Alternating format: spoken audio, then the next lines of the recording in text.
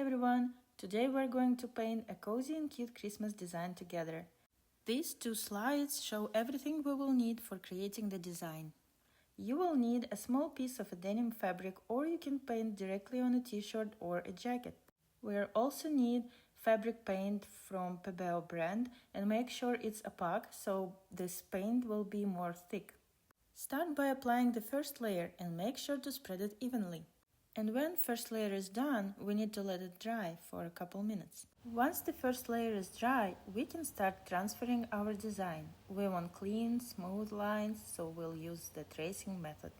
Open the reference image on your phone or tablet on laptop, place a sheet of paper on top and trace the outline of the design. This will give us a neat guide to work with before we start painting the details. Now, to transfer the drawing onto the fabric, we will need either transfer paper or the classic pencil method. For the pencil method, shade the entire back side of your traced drawing with a regular pencil. Place the shaded side down on the fabric and trace the outline once again. The lines will transfer onto the fabric. If you're using transfer paper, it's even easier. Just place the transfer sheet under your drawing and trace the lines the same way. Now let's take our palette. Here is a little trick I always use. I cover the palette with the plastic wrap, and after I'm done painting, I'm just throwing this wrap away, and it helps for palette to stay mostly clean. Also, we need a thin paintbrush, a cup of water, and a napkins.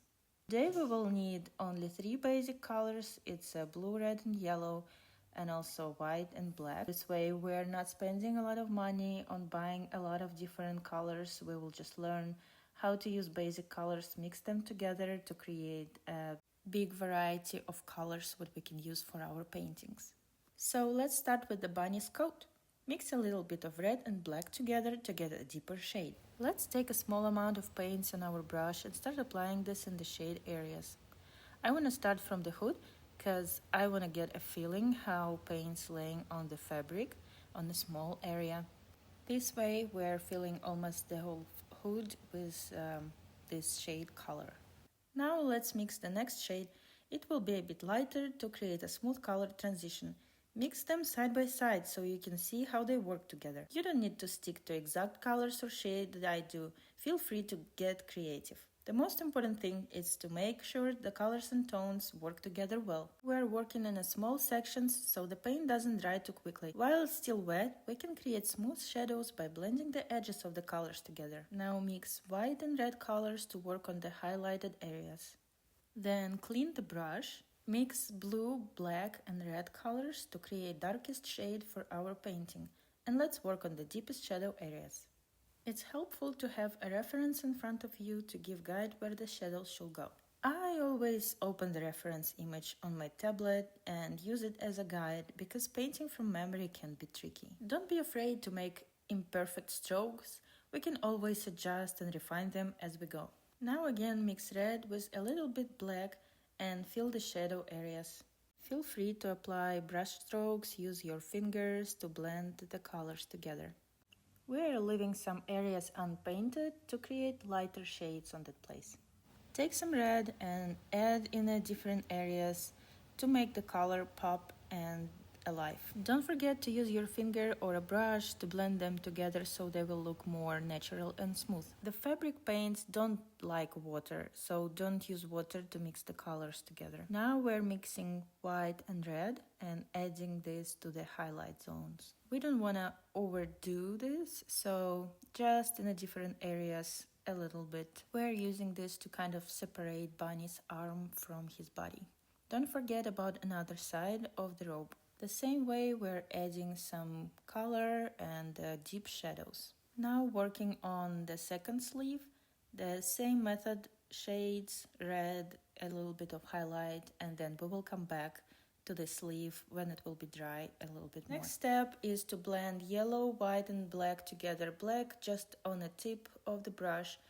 This way we're creating a sleeve of the shirt of the bunny. Mix of yellow, red and a little bit of black will create a perfect brown color for the paw of bunny. Adding white to this mix will help us to make a highlight on his paw. Once again mixing yellow, red and black to create a more dark brown color for his feet, and then making like a little more gray to create shades between each other. Also, you can add more white to create a highlights. Making a gray line to separate his belly from his feet. Cleaning a brush and then mix yellow, white and black together to create his belly color. And just like that, we're filling the area of the bunny's belly, his body, and this empty area. Add a little bit more white to create the texture of his fur.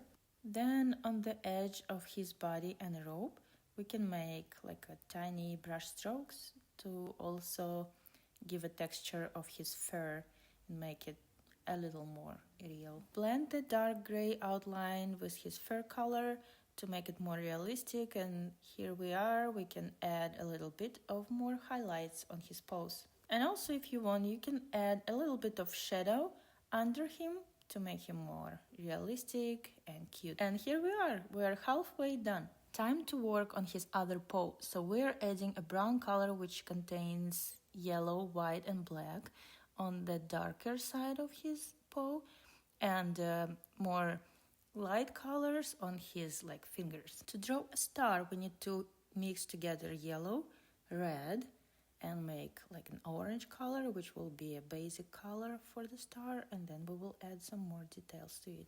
Use straight yellow color to make it pop a little bit more, and white color for the highlighting. And then we will mix red, yellow and black to make a dark brown color to make the outline of the star. And let's get to the next step. Mix yellow, red, black and white, and we'll apply this color to the far ear of the bunny.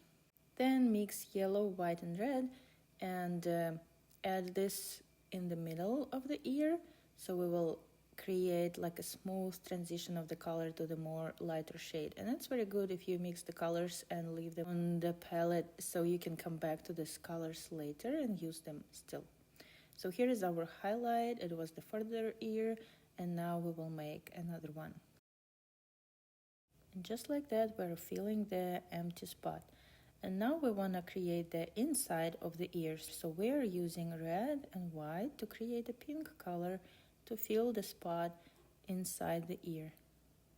Then mix black, red, white to create the darker color. So as I said before, it's good if you have some previous colors what we mixed on the palette. So we can now use the brown color what we mixed before, and then add a little bit more of white to make the outlines for the ear, to make it pop and look more realistic and show that this ear is more closer to us than the further one. And now we are almost done. We're making a bunny's face. For this we need yellow, red, white and black colors to create like a light grayish orange color of the base of his face, and then adding a little bit of more red color to create shadows.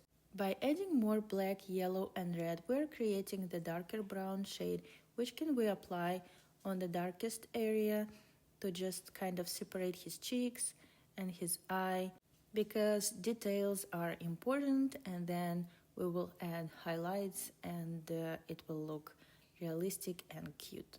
Now it's time to use the white color on the white spots to make his cute eye and his cheek.